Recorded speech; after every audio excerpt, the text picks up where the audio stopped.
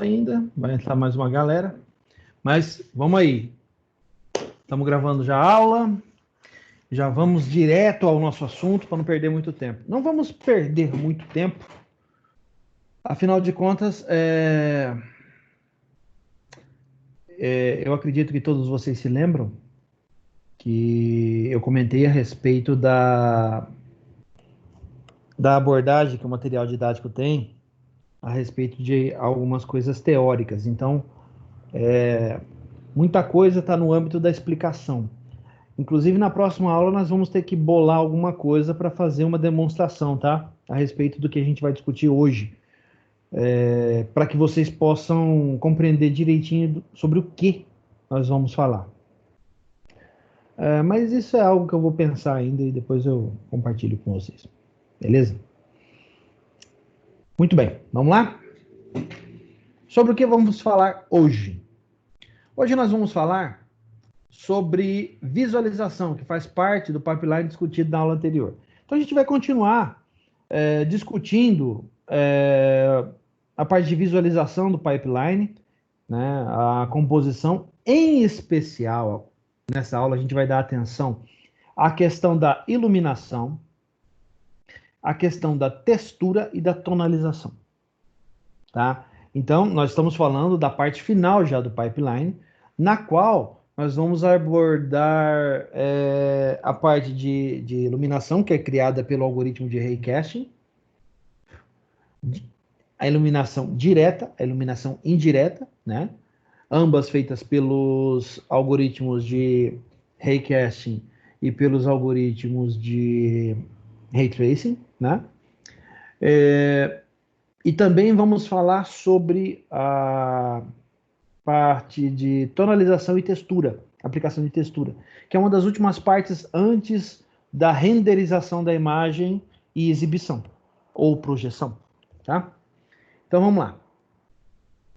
Os conceitos que nós vamos discutir hoje: modelo de iluminação local e global, reflexão difusa, especular e ambiente, tonalização e texturas.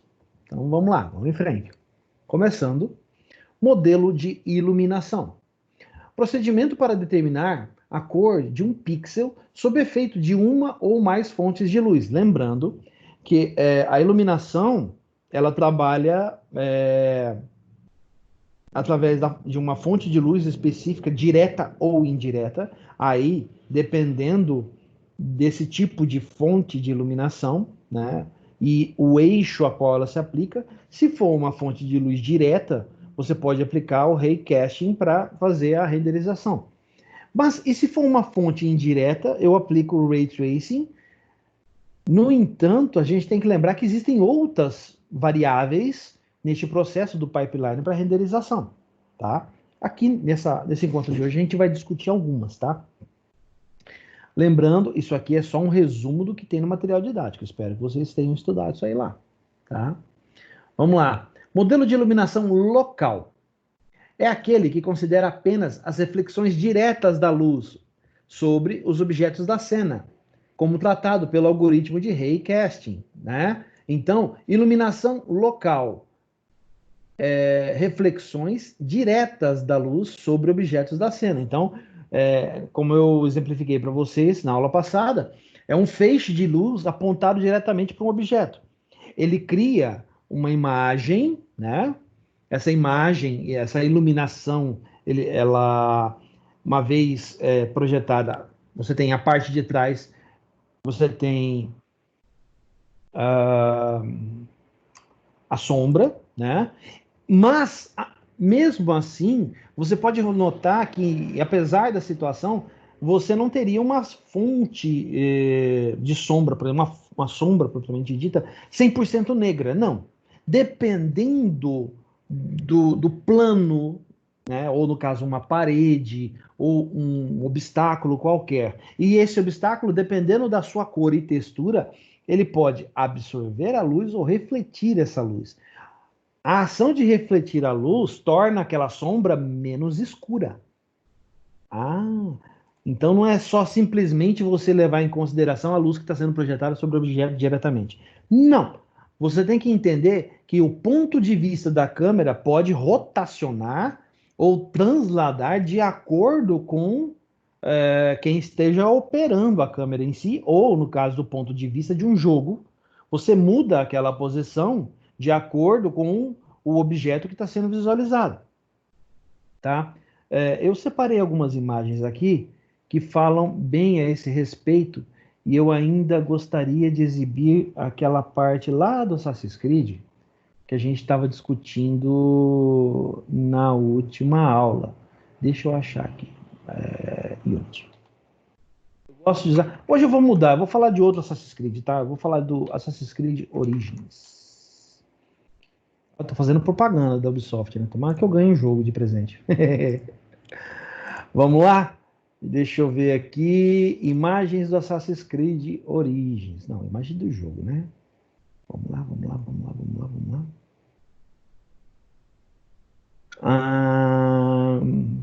Imagem, aqui, uma galeria de jogo, tá? Só um minutinho, gente. A internet aqui tá meio sofrida hoje. Deixa eu ver se eu acho algumas imagens boas. Essa aqui é uma imagem. Essa aqui é uma imagem de jogo. Eu acho que sim. Essa aqui também é uma imagem muito boa. Ou essa que é legal. Vamos lá? Enquanto eu vou enrolando, o povo vai chegando, né? Na verdade, eu estou procurando as imagens para mostrar para vocês. Então, a gente está falando sobre modelo de iluminação local, né? Que trata de reflexões diretas da luz sobre objetos da cena. Aí, eu gostaria de trazer para vocês alguns exemplos disso, tá? Por exemplo, ó, na última aula, né, eu trouxe Assassin's Creed Unity. Hoje eu vou trazer Assassin's Creed Origins. Dá uma olhada nessa imagem aqui, gente. Vamos. Opa, peraí. F11. Aqui, aí. Dá uma olhada nessa imagem. Vamos lá, ó. É uma imagem de jogo, tá? Isso tá rodando dentro do jogo. Quem ainda não jogou Assassin's Creed Origins, é assim que é o jogo, tá, gente? Isso aqui é uma imagem dele. Não foi criada por uma ferramenta de desenho, nada disso. Isso é uma imagem do jogo. Eu gostaria que vocês observassem aqui do ponto de vista de observação. Olha só, esse é o nosso jogador. Você está no centro da tela, certo? Observando lateralmente o cenário. A fonte de luz aqui, nós temos a fonte de luz aqui, nós temos a tocha na mão dele, tá? Mas repara que existem várias superfícies que absorvem a luz e outras mais brilhantes, né? Que refletem esses raios, esses feixes de luz. E nós também temos, obviamente aqui, ó, dá para reparar no fundo da imagem que nós temos uma fonte de luz que está aparecendo aqui para cima, né? A gente não tem uma fonte de luz única e exclusiva na tocha dele. Eu tenho uma imagem aqui. Deixa eu ver se eu tenho uma imagem de dentro das pirâmides, quando ele está dentro da pirâmide, que é bem um ambiente bem escuro.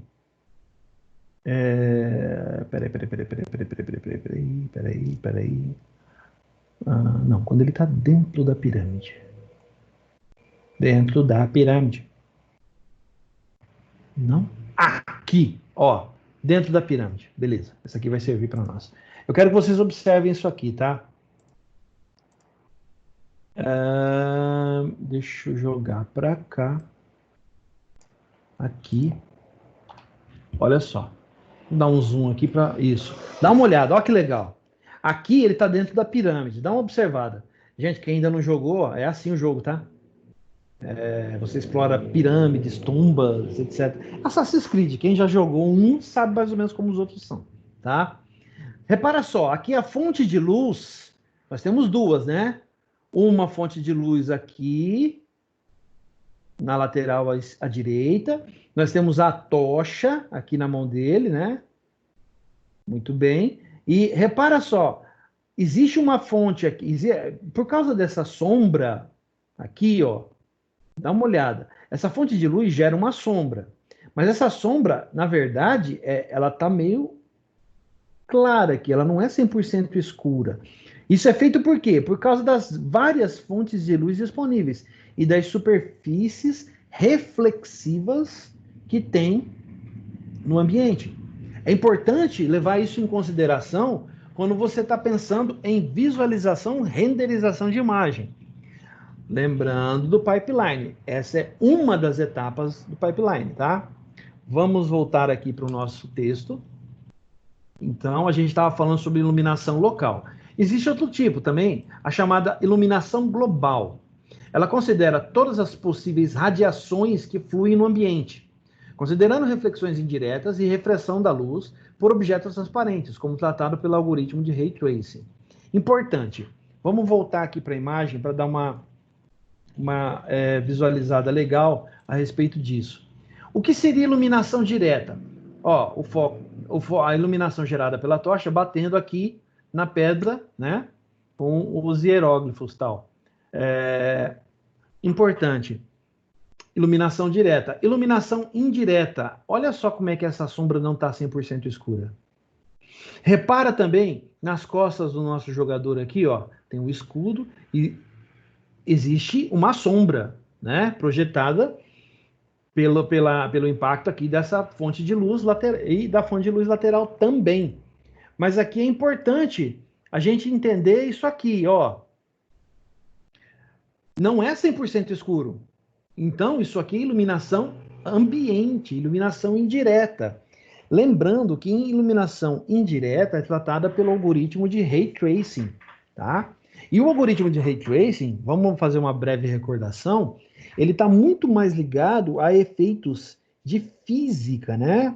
Efeitos da ótica, certo? Então, é muito mais ligado à física do que a propriamente conceito de iluminação. Então, para estudar Ray Tracing, para estudar a ótica difusa, que a gente vai falar daqui a pouco a respeito disso, tá? É importante a gente ter conhecimento de física. E aí, o material didático deixa bem claro que a gente vai se limitar exclusivamente a modelos de iluminação local. Então, iluminação direta, mais simples, já que os modelos de iluminação global exigem aprofundamento em teorias da física. Muito bem. Para isso, as nossas APIs possuem suporte à física, né? Existem, por exemplo, dentro do DirectX, dentro do OpenGL, nós temos vários modelos e bibliotecas que nos ajudam a tratar os efeitos físicos da iluminação em um ambiente, no caso de uma iluminação global. Tá? Então, isso é interessante e importante vocês saberem, tá? Nós vamos tratar apenas de iluminação local, direta, porque a indireta exige muito conhecimento de física, mesmo para que, a nível de estudo, né, como nível acadêmico, como o nosso, é necessário um nível de conhecimento muito grande em cima disso. Tá? É preciso estudar bastante ótica para saber a questão de reflexão, refração da luz. Tá? Então a gente não vai se preocupar com isso. É importante saber? Sim, com certeza é importante saber. Tá? Vamos em frente. Ó, outra coisa bastante importante, modelo de iluminação de Phong. Em se tratando de iluminação direta, esse é o modelo mais conhecido, tá? Também conhecido como Smooth Shading, modelo de iluminação local proposto por Phong em 1975. É o modelo mais popular por ser simples e gerar resultados satisfatórios. Esse modelo considera a decomposição da luminosidade incidente, que é aquela que está batendo exatamente em cima do objeto, sobre cada ponto da cena em 3 componentes: ambiente, difusa e especular. E a gente vai tratar desses 3 componentes em seguida, tá? Deixa eu já ficar aqui, porque eu tenho imagens que tratam dessa questão de iluminação. Aqui, ó. Essa aqui é interessante. Ela trata da questão de iluminação global e iluminação local, tá? Deixa eu jogar aqui para vocês. Só um minutinho. Aqui.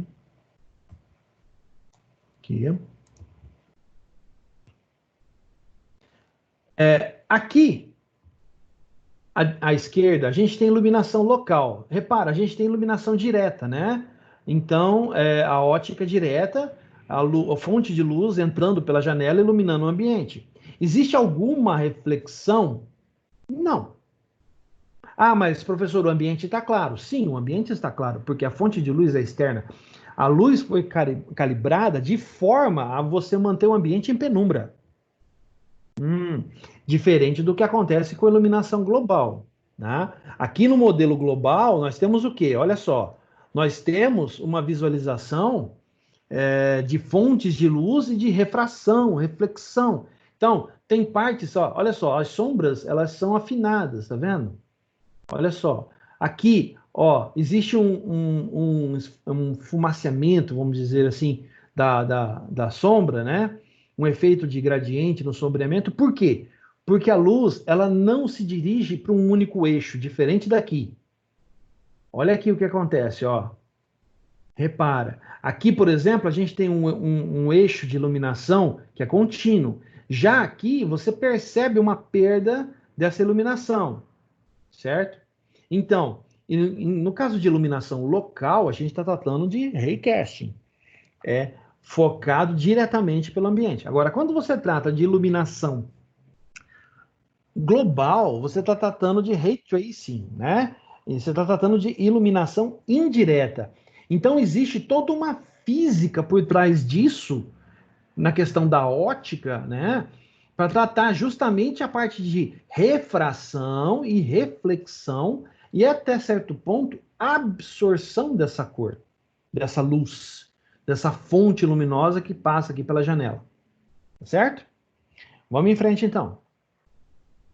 Conceitos. Vamos trabalhar agora falando sobre cada uma das reflexões que nós temos disponíveis. Aqui um pouco de geometria, tá, gente? Para não dizer muita. Vou tentar ficar longe da ótica na parte da física, né? Mas vocês podem perceber que naturalmente você acaba sendo levado para esse assunto, tá? Bom, reflexão difusa. Ocorre quando a luz que incide sobre o objeto em um ângulo ρ, nós temos aqui, ó, com relação à normal da superfície, ó, a normal da superfície, tá? Reflete em diversos ângulos com igual intensidade. Então, nós temos aqui uma fonte luminosa se chocando contra uma superfície em determinado ângulo, no qual produz vários eixos de luminosidade, certo? A parte de reflexão. Então, quanto cada ponto de projeção receberá de luz proveniente de reflexão difusa, dependerá das distâncias do ponto de projeção até o ponto de reflexão, e do ponto de reflexão até a fonte da luz, além das características intrínsecas do objeto e da fonte de luz. Uma boa experiência a respeito disso seria o reflexo de um raio de sol dentro de uma sala escura, certo? Pensa só comigo, ó. Você tem uma sala completamente escura, você abre uma brecha na cortina, na janela, e por essa brecha entra um feixe de luz, um raio de sol. Esse raio de sol, ao se chocar com uma superfície, muito provavelmente o chão, produz vários feixes de luz que acabam por iluminar o ambiente. Ah, entendi. Então quer dizer então que esse feixe representa o raio de luz que eu abri lá na cortina, entrando, batendo no chão e refletindo em várias direções a ponto de iluminar o ambiente onde eu estou. Exatamente. Beleza? Vamos em frente. Reflexão especular. Ocorre quando a luz que incide sobre o objeto em um ângulo ρ, com relação anormal, que é o chão, no caso, reflete em um mesmo ângulo ρ, ó, mesmo ângulo, tá? Refletido. Só um pouquinho, tem mais alguém entrando. Pronto. Em um ângulo com relação anormal, quer dizer, ó, o ângulo ρ aqui está formando o mesmo ângulo de reflexão, tá? Se o ponto de projeção está bem aqui na ponta, tá? Está sobre a reta R da figura, essa reta aqui, ó, tem um ponto aqui onde está o mouse, receberá a luz refletida em intensidade proporcional às distâncias da fonte de luz ao objeto e do objeto ao ponto de projeção. Então, quer dizer, esta fonte reflexiva vai gerar um eixo de luz que produz a mesma intensidade no mesmo ângulo de reflexão. Entendi. Se o ponto de projeção se encontra em V, sofrerá atenuação que depende do ângulo A, o alfa, né? Que é alfa no caso. Então, o que isso quer dizer? Qual seria o bom exemplo para tratar isso? Gente, nós poderíamos utilizar, por exemplo, o reflexo do Sol, de um feixe de luz, sobre uma superfície espelhada, certo? Então, veja só, o que acontece? Se você pega um espelho e reflete a luz do Sol em determinada parede, por exemplo, você vai gerar um feixe de luz contínuo, de mesma força, no mesmo ângulo, correto? Ele forma um eixo projetando uma luz em uma determinada superfície no mesmo ângulo. Se você mudar a posição do espelho, esse ângulo de projeção ele aumenta ou diminui de acordo com o ângulo gerado. O ângulo de geração aqui do eixo refletindo sobre o espelho. Mas o que significa então o eixo V, professor? Muito simples. Se você projeta um feixe de luz utilizando uma superfície espelhada, a minha pergunta para você, que talvez resolva o problema, é: a única fonte de luz através do espelho é o eixo projetado? Você está dentro de uma sala escura. Você abre uma brecha, entra ali um feixe de luz. Você coloca um espelho no feixe de luz. Ele reflete a luz. Pergunto, a fonte de luz é apenas o eixo projetado de iluminação que está refletindo no espelho? Não. Ela não é a única fonte de luz. Por quê? Apesar de o eixo contínuo produzir um reflexo, você tem uma espécie de um efeito de espalhamento dessa luz que gera uma iluminação, mesmo que seja um pouco opaca, mas gera uma iluminação no ambiente, certo? Ele permanece iluminando o ambiente. E se esse seu feixe de luz refletida impacta em uma parede branca, você acaba criando um efeito reflexivo na parede também. Apesar de um efeito não tão vamos dizer assim, poderoso, né? Vamos usar essa palavra, um efeito tão forte quanto o efeito do espelho. Mas você gera luz, projetando aquele feixe em uma parede branca. Certo? A luz reflete? Não, ela refrata. É diferente. Ela reflete no espelho, mas ela refrata quando bate na luz. A parede absorve a luz. Lembra que na aula passada a gente discutiu sobre isso? Quantidade de absorção, quantidade de refração, quantidade de reflexão, somados, devem compor o 100% do feixe que produziu a iluminação. Lembra que a gente falou sobre isso?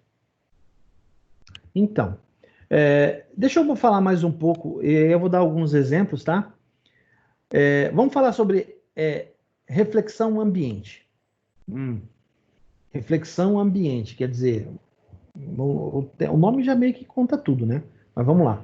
Nada mais é do que uma aproximação global das possíveis reflexões indiretas que possam acontecer na cena. A simplicidade do modelo de iluminação local de Phong está justamente neste ponto. Em vez de calcular exatamente as reflexões indiretas da luz até chegar ao ponto de projeção, que, de acordo com a concepção, seria trabalho do algoritmo de Ray Tracing, utiliza-se um modelo global. O que isso significa? Significa que o eixo de luz reflete em um polígono, isso aqui poderia ser muito bem o nosso espelho, que cria um feixe que reflete em outra superfície, que gera um facho de luz que, ao se se colidir com a normal, produz inúmeros raios difusos de luz. Professor, não entendi nada. Deixa eu dar um exemplo que talvez facilite um pouco mais a compreensão, tá? Só um minutinho, estou procurando o exemplo aqui. Cadê você?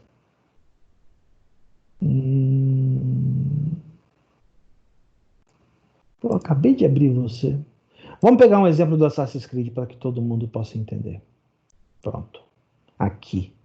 Isso aqui, essa cena? Essa cena. Essa cena aqui é legal. Vamos dar uma olhada no que eu estou falando aqui, tá? Em termos de difusão, né? Luz de reflexão especular e reflexão ambiente. Eu quero que todo mundo repare na cena de combate aqui do Assassin's Creed e verifique, ó, por exemplo, o feixe de luz, o principal facho ou fonte de luz da cena é o Sol. Está se chocando os raios de Sol aqui com o Sol. Repara também que, apesar disso, toda a cena, apesar de sombreada, possui certo nível de iluminação, certo? Ó, nós temos algumas sombras que são projetadas pela luz, mas essa luz não está incidindo diretamente sobre o nosso personagem. A luz incide indiretamente, né? E ela impacta onde? Ó, a luz produzida, a sombra produzida, parte vem da cena em si, parte vem do chão, parte vem do sol, né? Brilhando. Mas repara então, nós temos uma fonte principal de luz. E nós temos várias outras fontes difusas, que na verdade são reflexões do ambiente. Certo? Se você prestar atenção, até mesmo a roupa do soldado atingido aqui, ó, ela está produzindo um nível de reflexo dessa luz. Ela está sendo absorvida, ela está sendo refletida, né? Porque ela está gerando, tá vendo? Está refletindo o nível de luz aqui. Outra coisa também que é importante a gente reparar é que a fonte de luz, ela está jogando os feixes aqui no chão que produzem iluminação difusa no teto. Não, então, pô, a cena foi bem tratada. Meus caros, tudo isso aqui, na verdade, são todos eles efeitos utilizados pela API de desenvolvimento que gera essa difusão de cor. Se ele trocar o sol aqui de posição, por exemplo, botar ele mais para cá, a API recalcula todinha a fonte de luz e muda a iluminação da cena. Tá? Vamos voltar aqui no outro exemplo, quando ele está dentro da tumba. Não, aqui, dentro da pirâmide. Vamos reparar nisso aqui, ó.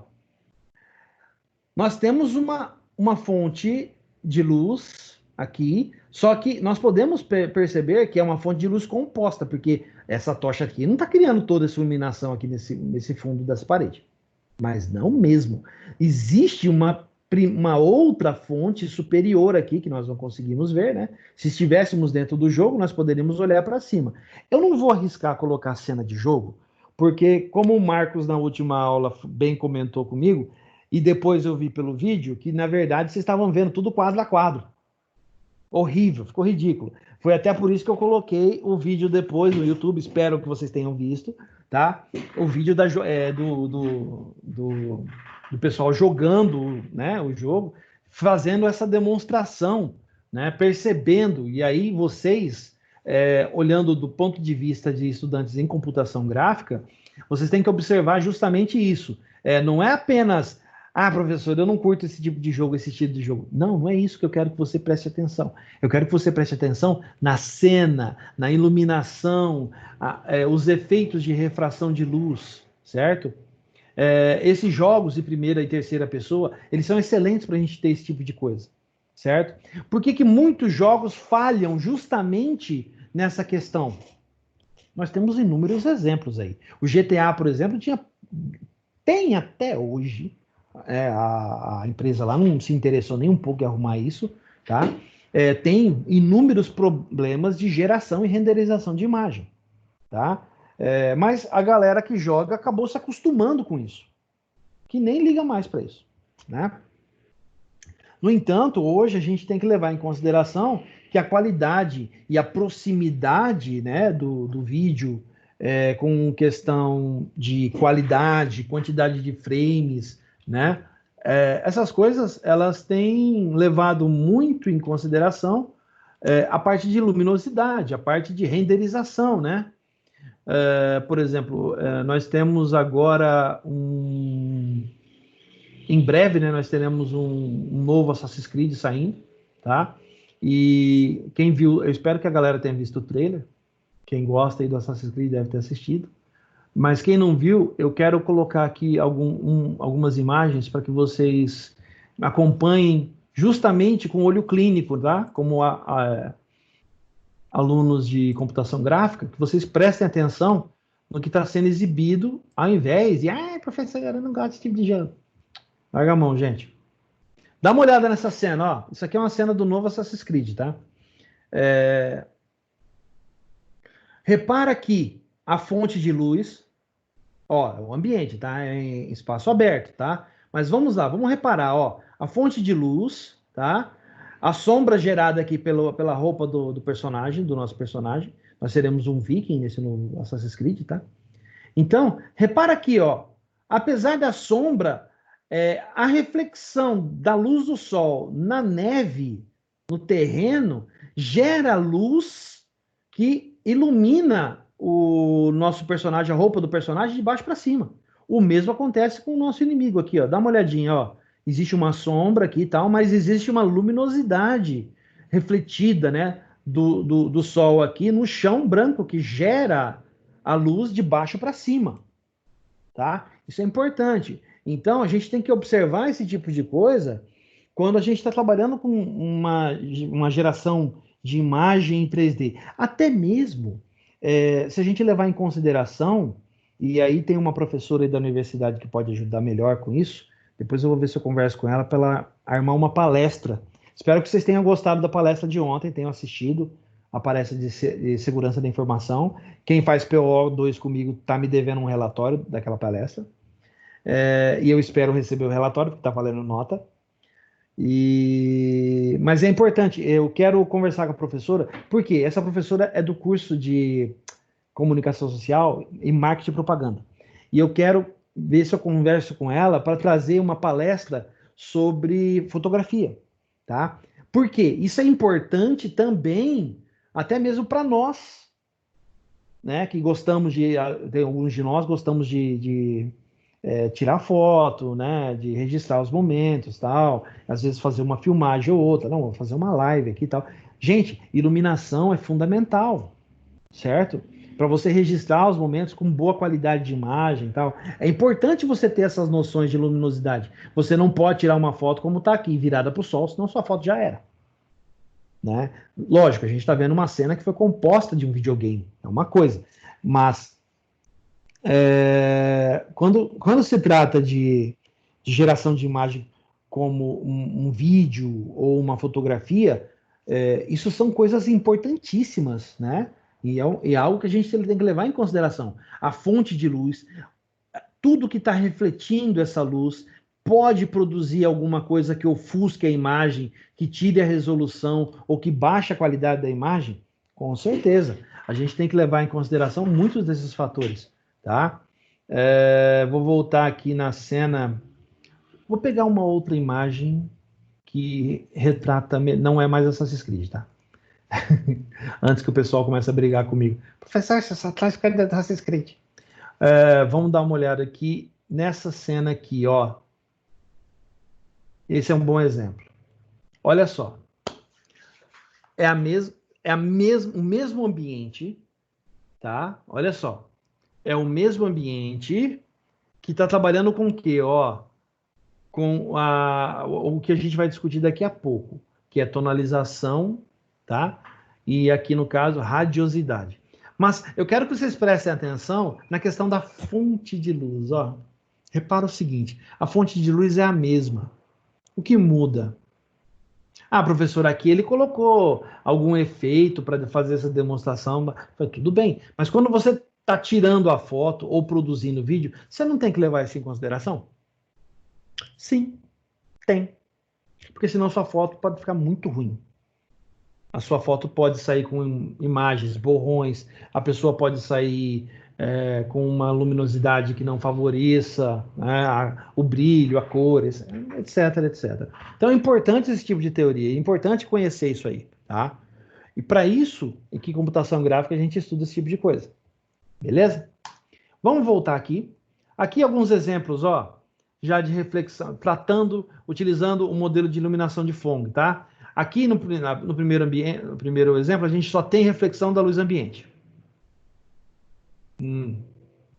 No segundo, a gente tem uma reflexão difusa e ambiente. Melhorou. E o terceiro, a gente tem a especular, a difusa e ambiente. Olha só. Dá para reparar aqui no centro que existe um foco de luz vindo de determinada direção. Existe aqui, ó. Tá vendo? É como se eu estivesse apontando uma imagem para um foco de luz, uma lanterna para uma esfera, produzindo aqui, ó, existe vamos dizer, uma concentração maior de luminosidade aqui no centro. Quer dizer, o foco da luz está apontando, incidindo diretamente aqui. Repara que ele vai criando em tons aqui, ó, de gradiente, até chegar a um nível mais escuro, aonde a luz já não reflete mais. Então, do ponto de vista de quem está observando, a pessoa está vendo do centro da imagem, certo? Só que a imagem, a fonte de luminosidade, ela está mais à esquerda, certo? Muito bem, vamos em frente. Tonalização. Como eu falei para vocês, agora há pouco eu mostrei uma imagem que trata de radiosidade. A gente vai discutir um pouquinho disso aqui em tonalização, tá? Modelos de tonalização ou shading, como queiram, são modelos de iluminação. Opa, entrou mais alguém aqui. Beleza.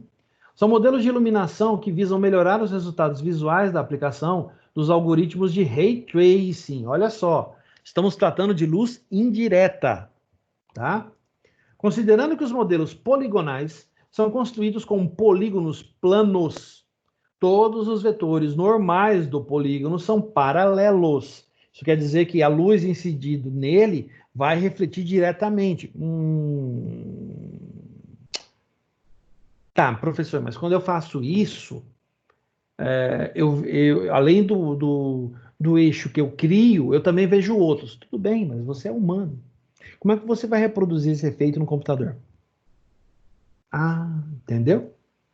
Qualquer que seja o ponto em seu interior. Então, são os vetores normais do polígono são paralelos, qualquer que seja o ponto em seu interior.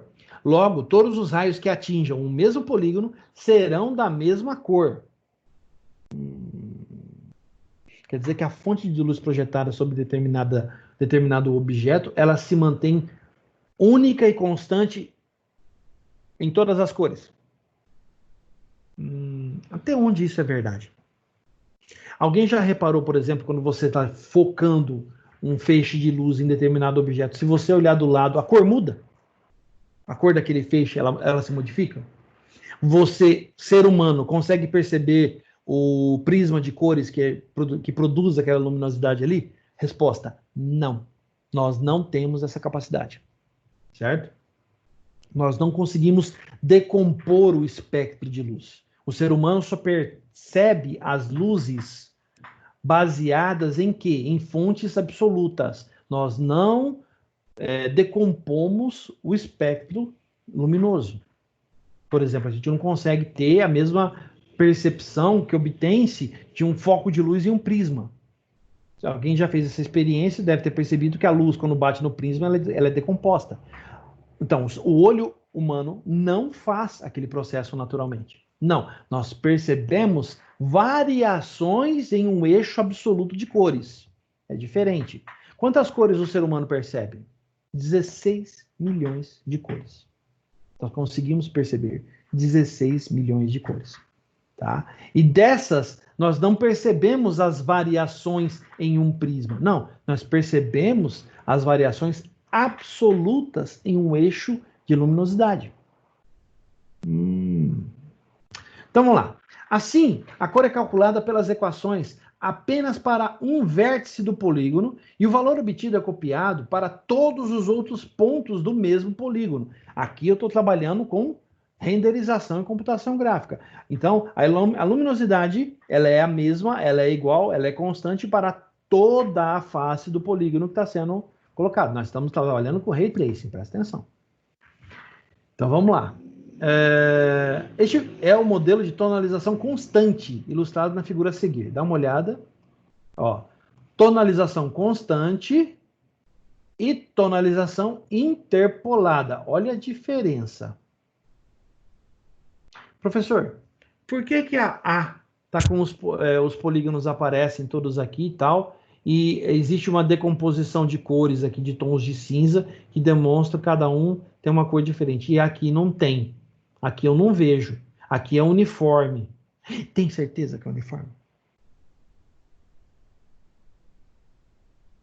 Tem certeza absoluta que é uma textura ou uma superfície uniforme?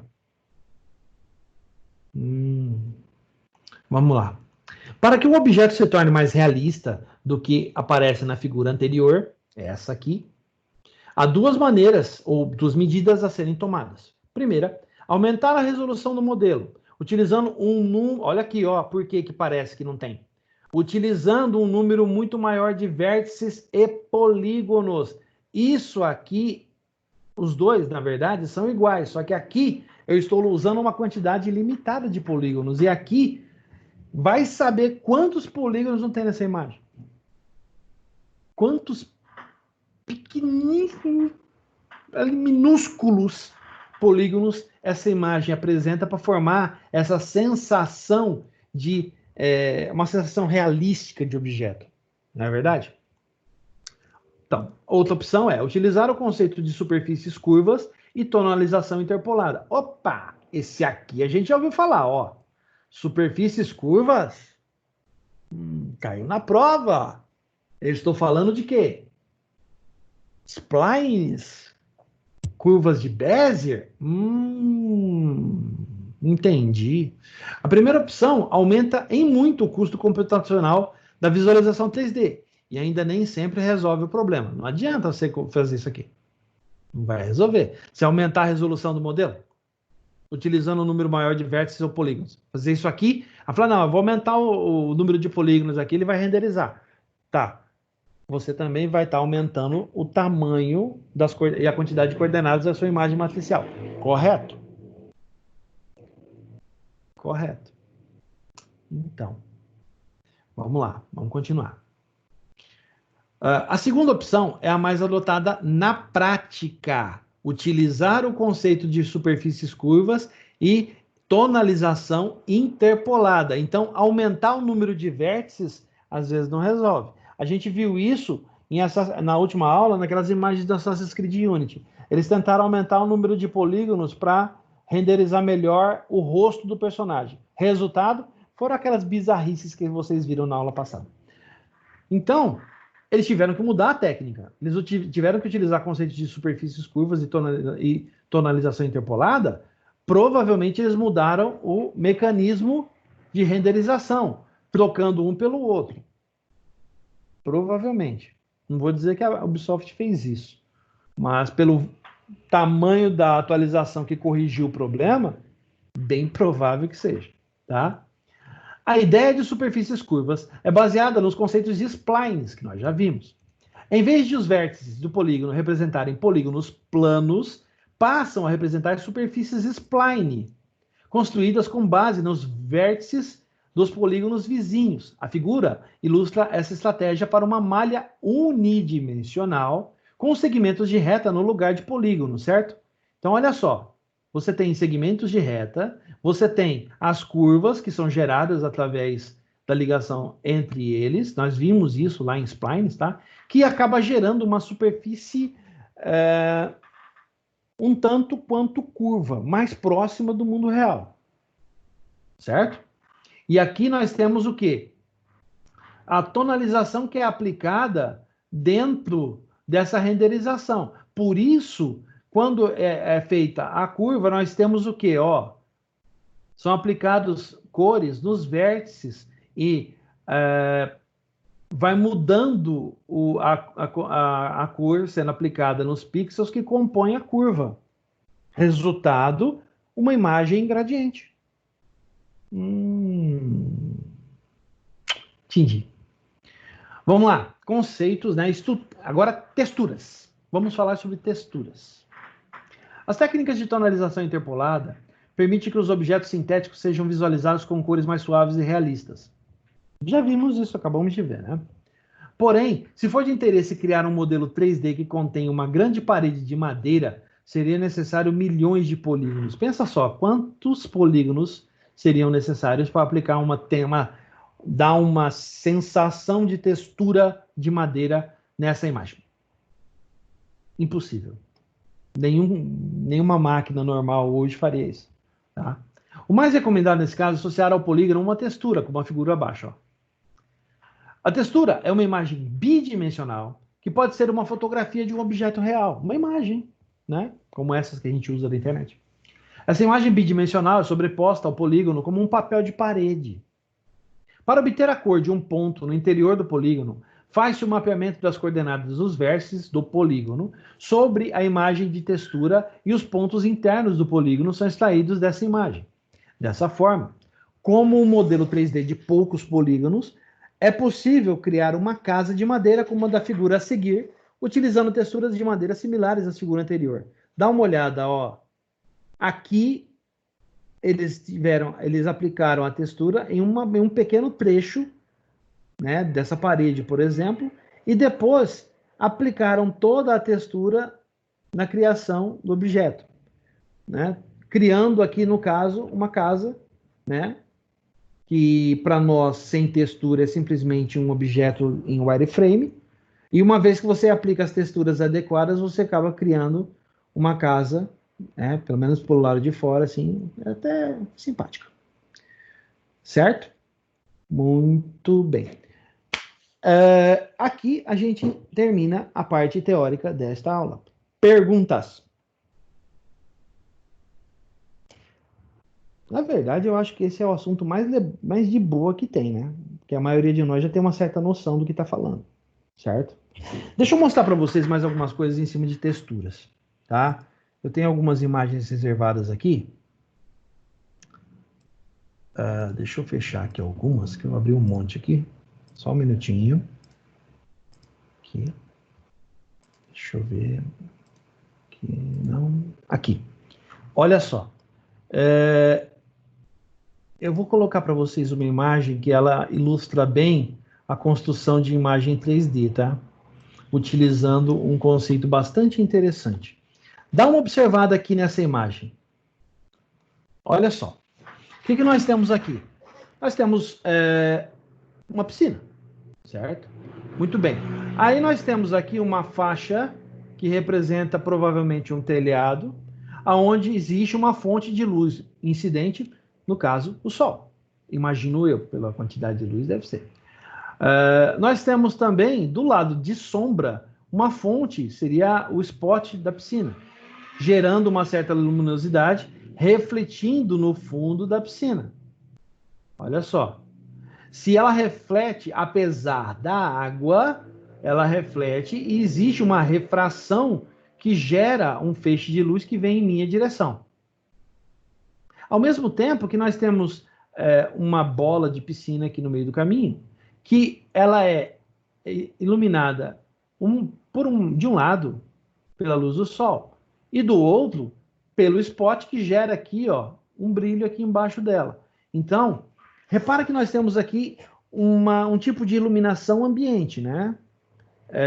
No caso, várias fontes de luz refletindo e refratando a luz de determinada forma que a sombra propriamente dita não é tão escura assim, tá? Eu nem vou comentar a respeito da rede aqui, porque senão o pessoal vai ficar com sono. Beleza? Deixa eu ver se eu acho mais alguma coisa interessante aqui para mostrar para vocês. Aqui, essa aqui é legal. Só um pouquinho.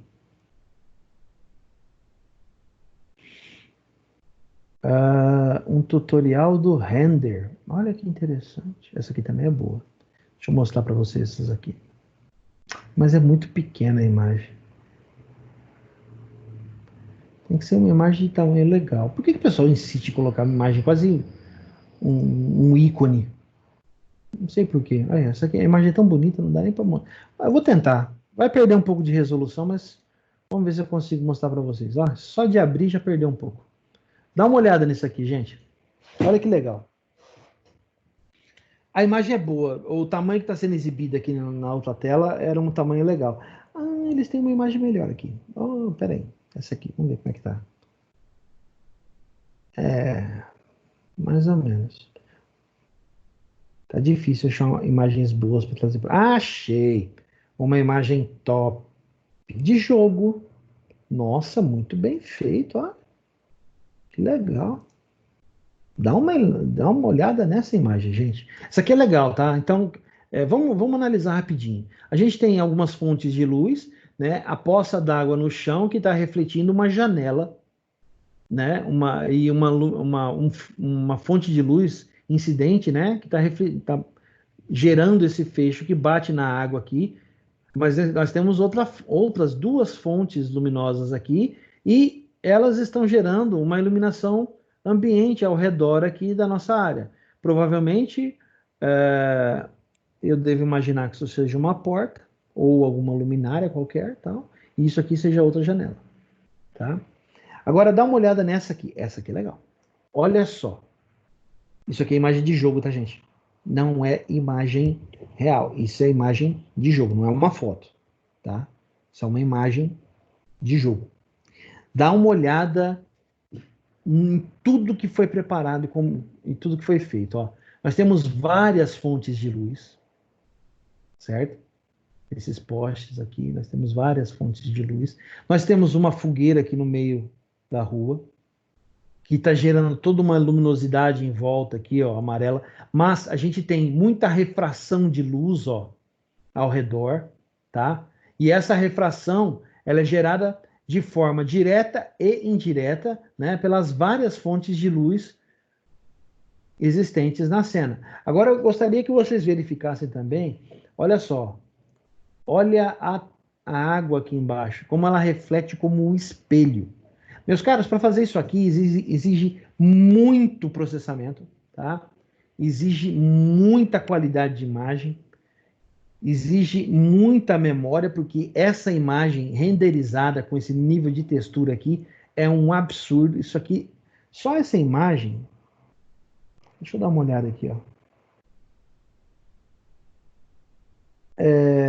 Ela é usada por um software de um jogo chamado Dark City. Eu não conheço, não. Deixa eu ver isso aqui, peraí. Dark City. Olha só que imagem legal. Deixa eu ver se eu acho. Ela é estilo aquele jogo que vai sair agora, o Cyberpunk. Né? Ó, peraí, tem uma. Ah, aqui. Esse aqui traz até qual que é a. Olha só que legal. Peraí que eu vou abrir e vou mostrar para vocês, gente. Olha só isso aqui. Dá uma olhada. Isso aqui é feito em Unity, tá? A API gerada é Unity, é aquela Unity 3D. Dá uma olhada nessa imagem. Olha que legal. Isso aqui me lembra muito aqueles jogos do Batman, né? Lembra? Mas repara, por exemplo, as fontes de luz, a reflexão e refração, tá?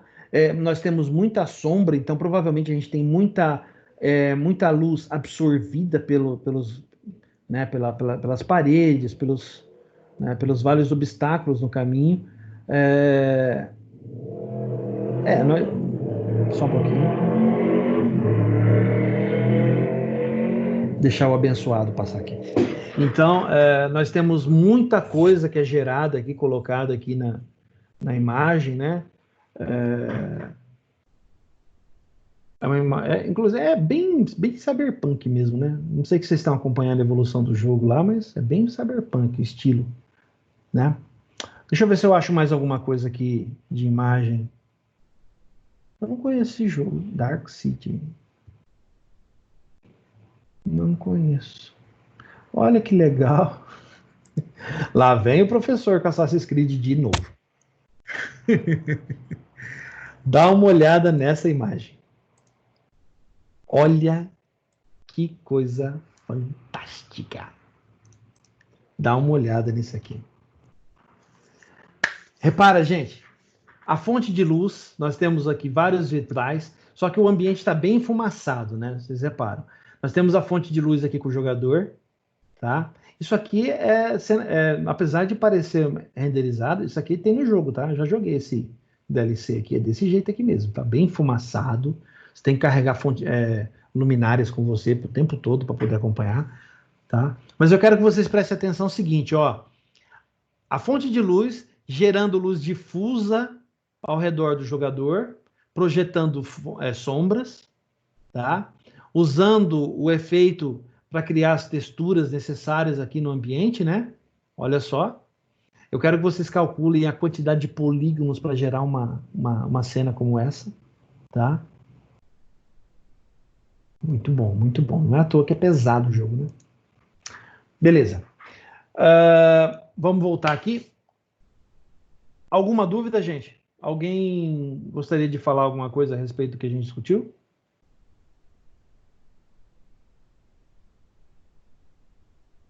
Não? Muito bem. Então vamos lá. Atividade. Preparar o relatório falando sobre os temas abordados: modelo de iluminação, local e global, reflexão difusa, especular e ambiente, tonalização e texturas. Este é o assunto do e-mail, tá? CGPI, atividade 2020-0507. Gente, eu tô levando isso aqui muito ao pé da letra, tá? Isso é regra, tá? Então,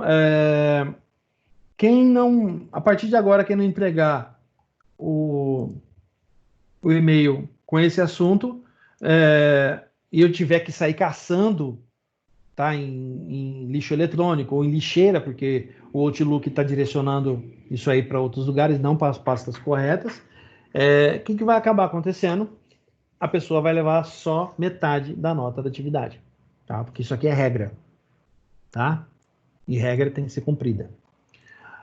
Data de entrega do relatório, dia 9/5/2020, até, eu não coloquei aqui o horário, mas todo mundo sabe, até as 23h59.